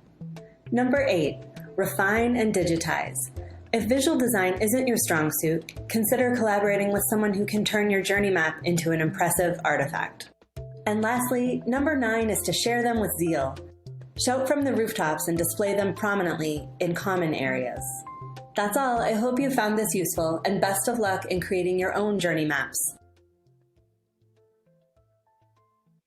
Right. So अब हम क्योंकि किसी ने सवाल पूछा ही नहीं बीच में, let's open the floor for questions. इसको मैं शेयर को स्टॉप करता हूँ. अभी हमारे पास 20-25 मिनट है जिसमें मैं आप लोगों के सवाल लेता हूँ. And I hope कि ये एक यूजफुल एक्सरसाइज थी. अक्सर लोग ये कहते हैं कि ये सब चीज़ें तो जनाब वेस्टर्न प्रोपेगेंडा टाइप चीज़ें हैं और इसका क्या टाइम लगाएं और वगैरह वगैरह, लेकिन ये जो अगर आपने समझने की कोशिश की, अगर आप कस्टमर को समझ ही नहीं रहे तो you will not be able to sell and you will not be able to grow, because जो उसके क्यूज हैं, जो उसकी वाज़ेह किस्म के आपको इशारे हैं, वो आपको समझ नहीं आएंगे. Let's open. सर मेरा नाम सैयद रसूल बिटनी है सर. हेलो जी. आवाज आ रही है सर? जी जी बिटानी साहब. सर बड़ी अच्छी आ रही है. ठीक है, थैंक यू सर. सर मेरा चूँकि मीडिया डेवलपमेंट पे स्टार्टअप है theepeshawarpost.com, ठीक है सर. तो यहाँ पे सर मेरे जो कस्टमर है ये सर ये जो मेरे ऑडियंस है, मतलब मैं सोशल मीडिया में जो एंगेजमेंट्स वगैरह ये देखता हूँ, तो यही ऑडियंस ही मेरे सर कस्टमर्स ही होंगे ना, या वो दूसरे जो डोनर्स वगैरह हो जिनके साथ मैं मतलब बिजनेस करता हूँ, तो वो कस्टमर होंगे. इसमें मेरा मुझे थोड़ा सा बता दें. पेशावर पोस्ट जो है आपका एक डिजिटल अखबार है कि फिजिकल अखबार है? ये सर ये डिजिटल मीडिया प्लेटफॉर्म है सर, वेबसाइट है सर. आपके 3-4 किस्म के कस्टमर्स हैं. 2 तो आपके बड़े वाज़े कस्टमर्स हैं. एक आपका कस्टमर आपका ऑडियंस है, और ऑडियंस के अंदर भी हो सकता है आपकी 2 आर्किटाइप्स हो, एक ना हो, एक से ज़्यादा हो. डिपेंड कर रहा है कि आप कंटेंट किस किस्म का प्रोड्यूस कर रहे हैं. तो ऑडियंस क्यों आपका मीडिया कंज्यूम कर रहे हैं, ये एक कस्टमर पर्सोना है. और अगर आप इस पर्सोना को समझ लेते हैं तो आप लाइकली ऑडियंस और सकते हैं कि उसी किस्म के और लोग जिनको आपका मालूम नहीं है वो आपके लिए आ सकते हैं. दूसरा, आपका कस्टमर बहुत अहम है, क्योंकि अनफॉर्चुनेटली जो मीडिया प्लेटफॉर्म्स हैं, मैं भी रन करता हूँ, सो वो अपनी बिजनेस व्यूअरशिप पे नहीं जनरेट कर सकते. मतलब वो इट्स नॉट सफिशिएंट अगर आपने क्वालिटी प्रोडक्ट पुट आउट करनी है. सो फिर आपको फेसबुक मॉडल की तरफ जाना पड़ता है. फेसबुक मॉडल क्या है कि कंज्यूमर अलग है और कस्टमर अलग है. सो जो लोग आपकी साइट पे आ रहे हैं वो आपके कंज्यूमर हैं, उनसे आपको थोड़े पैसे कमाए जा रहे हैं, लेकिन कस्टमर वो है जो उन लोगों के साथ एंगेज करना चाहता है। यानी कि पेशावर पोस्ट को जो पढ़ रहे हैं लोग, उनको कौन इश्तिहार दिखाना चाह रहा है, ये कौन उनके साथ स्पॉन्सर्ड कंटेंट रन करना चाह रहा है, ये कौन किसी किस्म की स्पॉन्सर्ड या कमर्शियल एक्टिविटी करना चाह रहा है, वो आपकी दूसरी पर्सोना है। तो ये 2 पर्सोना तो आपको डेफिनिटली अलग-अलग बनाने की ज़रूरत है, और ये जब आप बनाएँगे तो इससे आपको काफ़ी हेल्प मिलेगी। Thank you sir, thank you. जी। तो हम लोग फेसबुक पे लाइव भी शेयर कर रहे थे, तो we have a question on Facebook. Sadat Irfan ने क्वेश्चन पूछा है कि the brand persona designed by us works finely when we are conducting the macro analysis. However, considering Pakistan and people from diverse backgrounds here, does this persona suits every customer bracket in Pakistan, especially from different backgrounds? As there is a vast difference between the consumer behavior in Pakistan compared to West. So this अच्छा, was so the I think very interesting question. गो के थोड़ा सा obviously आप ये बात समझेंगे कि इसमें इंफॉर्मेशन कुछ कम है, क्योंकि मुझे आपकी बिजनेस का नहीं अंदाज़ा। लेकिन कस्टमर जो है ना, बिहेवियर जो ह्यूमन बिहेवियर है वो फंडामेंटली तो एक ही जैसा है। तो नीड है और उस नीड की एलिविएशन है, और सोल्यूशन या जो प्रोडक्ट आप प्रोवाइड करते हैं वो कोई ना कोई पेन एलिविएट करता है, वो तो स्टैंडर्डाइज्ड है। लेकिन ये बात ज़रूरी है कि जो कंजम्पशन पैटर्न्स हैं, जो माइंडसेट है, तो एक डेवलप्ड कंट्री के अंदर एक्सपेक्टेशन डिफरेंट है, एक डेवलपिंग कंट्री के अंदर एक्सपेक्टेशन डिफरेंट है, वो अपनी जगह दुरुस्त है। अच्छा, आपने बात की मैक्रो एनालिसिस की शायद। सो पहली बात तो ये कि डिपेंडिंग ऑन योर प्रोडक्ट और सर्विस, आपने जो कस्टमर आइडेंटिफिकेशन है वो कितनी थॉरोली की है, और जनरली एक से ज़्यादा कस्टमर पर्सोना बनते हैं, 2 बनते हैं, 3 बनते हैं, उसके ऊपर आपका कितनी आपने मेहनत की है। जब आप कहते हैं कि कस्टमर एक्सपेक्टेशन या कस्टमर बिहेवियर अलग है, तो इस हद तक तो दुरुस्त है बात, लेकिन वो तो अगर फ़िलिपीन में जाओगे, वियतनाम में जाओगे, नॉर्डिक कंट्रीज़ में जाओगे, सब जगह फ़र्क ही होगा ना। सो वो हमने एक कस्टमर पर्सोना तो हम बाहर का पर्सोना लाके पाकिस्तान में इम्प्लीमेंट नहीं करेंगे। हम तो अपने कस्टमर जिसको हम बेच रहे हैं, फ़र्ज़ करें आप पाकिस्तानी कंपनी है और आप यूरोप में कोई प्रोडक्ट बेच रहे हैं, फिर आप यूरोप का कस्टमर पर्सोना डेवलप करेंगे जो आपके कस्टमर का है, और अगर आप पाकिस्तानी कंपनी है, पाकिस्तान में बेच रहे हैं, फिर तो डेफ़िनिटली कस्टमर पर्सोना इधर का ही है, और यहीं के बिहेवियर्स, फीलिंग्स, पेन पॉइंट्स आप समझ रहे हैं। सो जो पर्सोना यहाँ पे डेवलप होगा वो डेफ़िनिटली यहाँ पे अप्लाई भी होगा, and it will be useful. But मुझे क्योंकि पूरा नहीं मालूम आपकी प्रोडक्ट का, लेकिन मेरी अंडरस्टैंडिंग ये है कि आपको प्रॉब्ली 2 या 3 कस्टमर पर्सोना चाहिए, और आप इनके साथ भी एक्सपेरिमेंट करेंगे, कोई हतमी चीज़ नहीं होती। ये तो जो इनसाइट्स हैं, वो जैसे रियल कोड्स की मैंने बात की थी, वो इनसाइट्स मुसलसल एक डेवलपमेंट का प्रोसेस है, और बेहतर होती चली जाती है चीज़, आपकी जैसे से अंडरस्टैंडिंग बेहतर होती है। जी, और मोर क्वेश्चंस? सर आपके साथ अस्सलाम वालेकुम सर। सर आपके वालेकुम साथ एक सलाम। एक्सपीरियंस शेयर करते हैं कि कल माइक्रो फाइनेंस बैंक के विजिट के ऊपर हम लोगों ने कस्टमर टाइप जो है वो डिफाइन करनी थी कि 1 लाख से 3 लाख के दरमियान रेंज में जब एक कस्टमर जो है वो मतलब उसको जब हम टारगेट करते हैं तो क्या क्वेरीज हमें आती हैं और मतलब उसके लिए पर्सोनास हम कैसे डिज़ाइन करेंगे ना। तो जब हम ने एनालिसिस किया तो ज़्यादातर जो कस्टमर है यहाँ पे कोहाट रीजन में या रूरल एरियाज़ में वो तो मतलब 1 लाख के उसके अंदर आ रहा है, रेंज के अंदर आ रहा है, ब्रैकेट के अंदर आ रहा है। बट सर ये एक इंश्योरिटी नहीं है हमारे पास कि मतलब एक इनसिक्योरिटी है कि 1 लाख की इंस्टॉलमेंट्स जब उसने देनी है बैंक को, तो वो मेक श्योर कर लें कि मतलब वो जो है वो उनको देगा। मतलब ये हम मेक श्योर कर लें कि वो उनको आप देगा। आप तो ये आप हमें क्यों मेक श्योर करोगे? सर क्योंकि बैंक जो है वो उन्होंने कहा कि जैसे खुशहाली बैंक है, उन्होंने कहा कि हम किसी शॉप वाले से या किसी इस तरह का बंदा हो, कस्टमर हो जो कि ये हमारे पास कुछ रखवा सके। मतलब हम उसको देने के लिए तैयार हैं, अदरवाइज़ हम तो देने के लिए तैयार नहीं हैं। इसलिए क्योंकि हमारे पास कोई गारंटी नहीं होगी, कल को वो कस्टमर चला जाता है, भाग जाता है, जैसे रूरल एरिया का है, तो हम क्या करेंगे? तो दैट्स द प्रॉब्लम कि इसके ऊपर हमारा वो कस्टमर पर्सोना जो है जो हम डिजाइन कर रहे थे उस टारगेट कस्टमर के लिए वो रुक गया अच्छा, वो सो प्रोसेस। सो ये असल में एक मार्केटिंग का प्रॉब्लम है और एक कस्टमर पर्सोना का प्रॉब्लम है, दोनों आपने इकट्ठे पेश किए। सो मार्केटिंग सॉल्यूशन का प्रॉब्लम तो ये है कि आपका सवाल ये है कि एक कस्टमर जो लाख या 1.5 लाख रुपए की प्रोडक्ट मांग रहा है आपसे, और बैंक कहता है ये मूवेबल प्रोडक्ट है, तो इसकी गारंटी कैसे होगी? अच्छा, बैंक की जो गारंटी के प्रोसेसेस हैं वो बड़े महंगे होते हैं, मतलब वो जो मॉर्टगेज वगैरह करते हैं वगैरह वगैरह, 15-20 हज़ार रुपये तो उधर ही चले जाएंगे। So it's not a very win win sort of situation.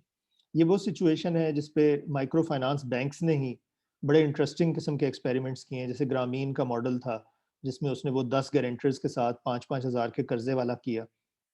तो वो तो एक एक्सप्लोर करने की बात है कि क्या चीज़ हो सकती है, कैसे हो सकता है। इसमें शायद कोई पर्सनल गारंटीज़ का सिलसिला, वहाँ का कोई रिस्पेक्टेबल बंदा या कोई और उस किस्म की चीज़ हो सकती है कि वो हो जाए। दूसरी चीज़ जो है इसके अंदर जो एक मॉडल कामयाब होता है वो हायर परचेज़ का मॉडल होता है। हायर परचेज़ का मतलब ये होता है कि प्रोडक्ट उनकी नहीं होती, वो लाख रुपए का जो आपका सोलर इंस्टॉलेशन है, वो आप ही का रहता है और वो आपको किस्तें देते हैं, और किस्तें प्लस इंटरेस्ट या वो जो है मुनाफा जैसे ही पूरा होता है तो आप चीज़ उनके नाम ट्रांसफ़र कर देते हैं। उसमें जो टाइटल है यानी कि जो ओनरशिप है वो आपकी कंपनी या बैंक के नाम पे रहती है जब तक कि पूरा प्रोसेस पूरा नहीं हो जाता। अच्छा, उसमें भी मसला वही है कि गारंटी जो है वो सोलर इक्विपमेंट की होती है, मतलब गारंटी उस चीज़ की है, तो वो फिर हाउ डू यू इंश्योर कि ये लोग अगर नहीं डिलीवर करेंगे या नहीं पैसे देंगे तो कोई इसकी ज़िम्मेदारी लेगा। आप वहाँ के नंबरदार से साइन कराएँ या काउंसलर से साइन कराएँ, वो क्यों साइन करेगा? ये चीज़ तो अभी आपको स्टडी करनी पड़ेगी। हो सकता है कोई बहुत इंटरेस्टिंग किस्म का जवाब आपके सामने आ जाए। लेकिन जैसे हमारे दोस्त हैं जेरेमी हिग्स हैं, वो सिंध में काम कर रहे हैं, तो वो तो बहुत छोटे माइक्रो लेवल पे ऐसे गरीब लोग जो अफ़ोर्ड नहीं करते, उनको वो छोटे-छोटे सेटअप्स लगा के देते हैं और उनको वो बिजली रेंट पे देते हैं। मतलब वो उनसे मीटर का बिल लेते हैं, ठीक है? चीज़ उन्हीं की रहती है। So you will have to experiment with different models. अच्छा, अब पर्सोना टाइप्स की बात करते हैं। सो पर्सोना में एक टाइप तो ये है कि जो 1.5 लाख, 1 लाख की चीज़ चाहता है और अफ़ोर्ड करता है, ठीक है?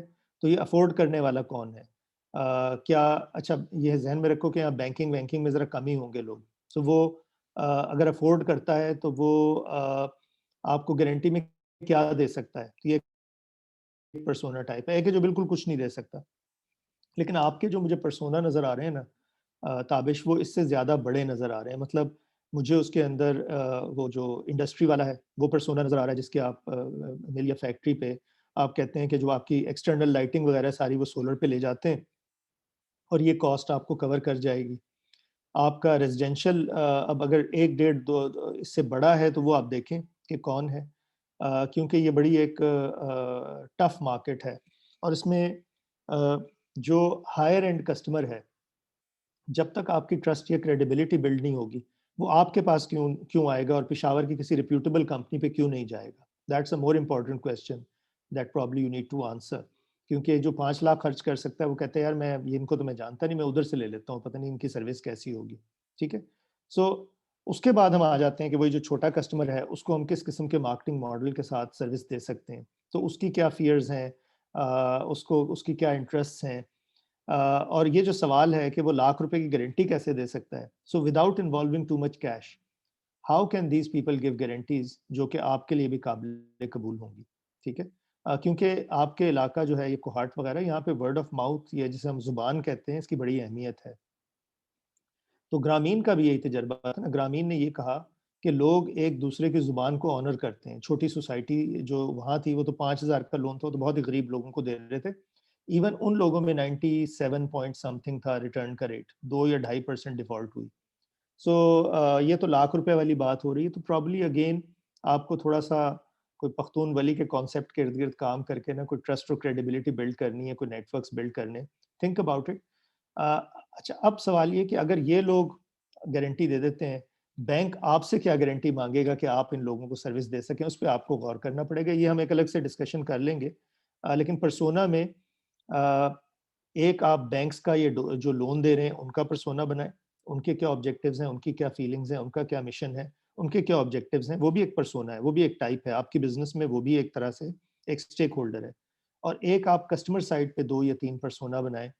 कॉर्पोरेट का बनाएँ, इंडस्ट्रियल का बनाएँ, रेज़िडेंशियल के 2-3 बनते हैं आपके। ये ज़रा एक्सरसाइज़ करें और फिर इसमें से जो सवाल निकलते हैं, उन सवालों के जवाब तलाश करने पड़ेंगे। और सवाल?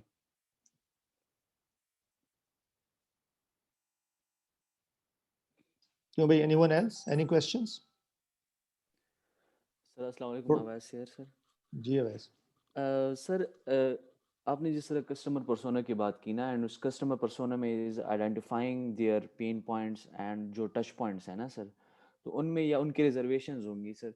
तो अब हेल्थ के रिलेटेड चूंकि मेरा स्टार्टअप है, तो आई वुड आस्क सर कि अब हेल्थ के रिलेटेड उनका कॉमन यही होगा कि how can you ensure health, like so is there any way या कुछ है कि हम मतलब इस प्रॉब्लम को सॉर्ट आउट कर सकते हैं कि नहीं, लेकिन आपके जो पर्सोनास हैं वो तो 3-4 किस्म के बन रहे हैं ना। आप तो होम बेस्ड हेल्थ केयर दे रहे हैं, जी जी जी ठीक है ना। जी अनलेस कि आप ऑलरेडी ये नैरो कर चुके हैं और आप सिर्फ एल्डरली के लिए हाउस हेल्थ वो हाँ दे रहे हैं। अभी आप यस सिर्फ एल्डरली को दे रहे हैं यस सर और कोई हेल्थ एल्डरली। केयर नहीं दे रहे, ठीक है। फिलहाल सर नर्सिंग के लिए शायद हम चले जाएं सर। सिर्फ नर्सिंग के लिए। अब नर्सिंग के अंदर भी अगर आप देखें तो आपके 2-3 पर्सोना बन रहे हैं, क्योंकि सही आपके पर्सोना बन रहे हैं अफोर्डेबिलिटी और लाइफस्टाइल पे, ठीक है। सही है सर। तो जो ओन जो एलीट क्लास है, जिसके पास पैसे हैं, और एलीट का लफ्ज़ वापस ले लेता हूँ क्योंकि कई लोग जो हैं वो बिल्कुल मिडिल क्लास के तरीके से रहते हैं लेकिन होते बहुत अमीर हैं। उनके लिए ये जो सर्विसेज हैं, इसमें पैसे से ज़्यादा quality is more important, satisfaction is more important, आपकी अटेंशन टू डिटेल जितनी उनको नज़र आती है that is more important, your certificates जो आपके प्रैक्टिशनर्स के हैं दैट इज़ मोर इम्पॉर्टेंट। तो उनकी फियर्स और उनके जो चैलेंजेस हैं वो डिफरेंट हैं। इसके मुकाबले में एक और हैं जो अफोर्ड नहीं करते, उनके लिए आपकी प्राइस बहुत ज़्यादा इंपॉर्टेंट है। मतलब वो भी सर्विस अच्छी चाहते हैं आपसे, लेकिन उनके लिए कीमत बहुत ज़्यादा इंपॉर्टेंट है। अगर आप इन दोनों को प्लान करें और थोड़ा सा इनको स्टडी करें, तो मेरे ख्याल में इनकी कस्टमर जर्नीज़ में वाज़ेह फ़र्क आएगा। यानी कि एक आपको कहेगा कि 5 दिन आपका लड़का आए और ये फिज़ियोथेरेपी भी करे और मेडिसिन्स देखे और रिकॉर्ड देखे, और दूसरा चाहेगा कि 1 दिन हफ़्ते में आए और बाकी जो है वो उनके साथ कोई चार्ट बना ले, थोड़ी बहुत उनकी ट्रेनिंग हो जाए, वो कुछ मैनेजमेंट कर सकें क्योंकि वो पैसे अफ़ोर्ड नहीं करते। जी सो जी आप जब इस पे पर्सोना बनाते हैं, आपको पता लगता है कि अच्छा मेरी एक और प्रोडक्ट छोटी-सी बनती है, वो बनती है कि रिलेटिव्स और जो केयर टेकर्स हैं, केयर गिवर्स हैं, उनकी ट्रेनिंग कैसे कर दूँ बेसिक मिनिमम किस्म की, ताकि जी वो जी सर्विस दे सकें। और आपको एक और चीज़ समझ में आती है कि बेशक वो हफ़्ते में 1 दिन आपकी सर्विस ले सकते हैं, लेकिन इमरजेंसी ऑन कॉल अगर आप उन्हें सैटिस्फैक्शन दे दें कि जब आपको ज़रूरत पड़ेगी तो हमारा बंदा पहुँच जाएगा, यू नो, जी जी जी that might be exactly. Something. तो जब आप पर्सोना बनाते हैं ना, ये सवाल उठते हैं और फिर सवालों के जवाब मिलते हैं और आपकी सर्विस और प्रोडक्ट बेहतर हो जाती है, सही सही सही सही, थैंक यू ठीक है। सर। हाँ जी, और कोई सवाल?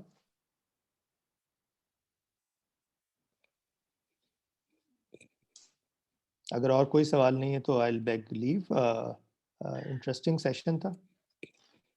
Masood, thank you so much for joining us. बहुत ही presentation था और the session is recorded.